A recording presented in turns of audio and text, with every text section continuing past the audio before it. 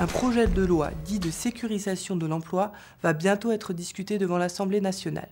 Ce projet de loi est issu d'un accord national interprofessionnel minoritaire. Cet accord devait répondre à la situation suivante. Aujourd'hui en France, plus de 10% de salariés sont au chômage. 75% des embauches se font en contrat à durée déterminée. Il existe de nombreux contrats aidés, le recours au travail intérimaire est de plus en plus important et l'on compte entre 2 et 3 millions de salariés pauvres. Cette situation est donc extrêmement grave et elle aurait nécessité que les employeurs et les organisations syndicales de salariés discutent de solutions nouvelles.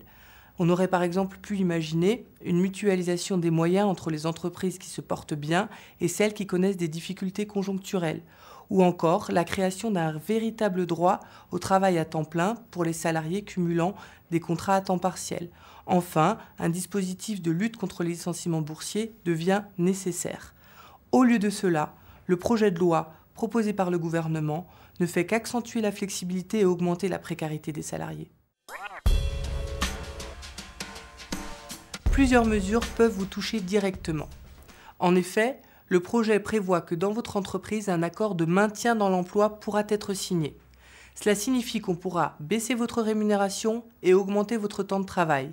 On pourrait par exemple vous demander de travailler 40 heures, mais ne vous en payer que 35.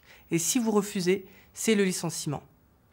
On connaît ces accords. Ils ont déjà été signés chez Continental ou encore chez Bosch et ont fait preuve de leur inefficacité pour maintenir l'emploi. De la même façon, le projet de loi prévoit qu'un accord de mobilité pourra être signé dans votre entreprise. Ça signifie que votre employeur pourra vous demander d'aller travailler loin, voire très loin de chez vous, et que si vous refusez, vous serez licencié pour motif personnel. On ne comprend pas pourquoi cette mobilité extrême permettrait de maintenir l'emploi. Enfin, le projet de loi permet d'accélérer la procédure de licenciement économique collectif. Cela empêchera les représentants des salariés de contraindre l'employeur à discuter de propositions alternatives faites justement pour éviter les licenciements économiques. Au passage, le patronat en a aussi profité pour réformer la prescription. Cela signifie qu'aujourd'hui, lorsque l'employeur ne vous paye pas l'intégralité de ce qu'il vous doit, vous pouvez réclamer vos salaires sur 5 années en arrière en allant devant les prud'hommes. Demain, vous ne pourrez plus réclamer que le paiement de vos salaires sur 3 années en arrière. On ne comprend pas bien comment cette impunité nouvelle pour le patronat permettrait de favoriser le maintien dans l'emploi ou encore la relance de la croissance. En contrepartie de ces renoncements, de ces sacrifices, de ce recul du droit du travail, voilà ce que vous promet le projet de loi.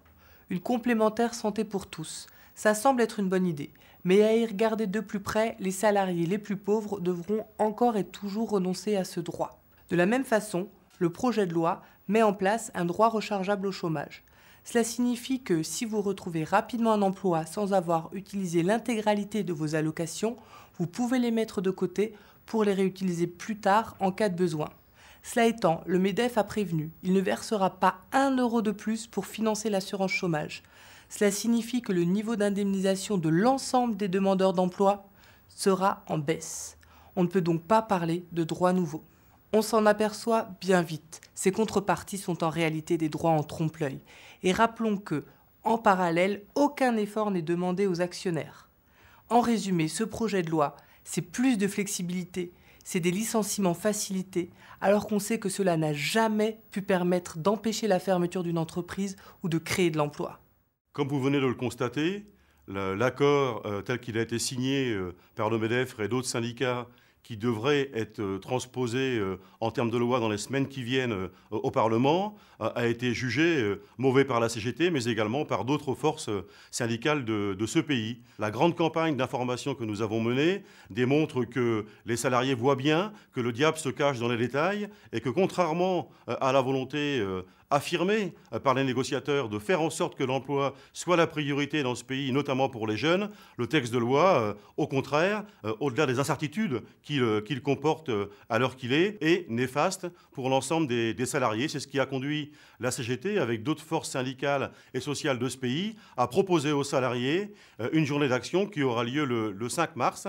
Et aujourd'hui, nous vous le disons franchement, nous avons besoin de votre intervention, de votre mobilisation, si nous voulons que la loi soit bénéfique aux salariés et pas au MEDEF.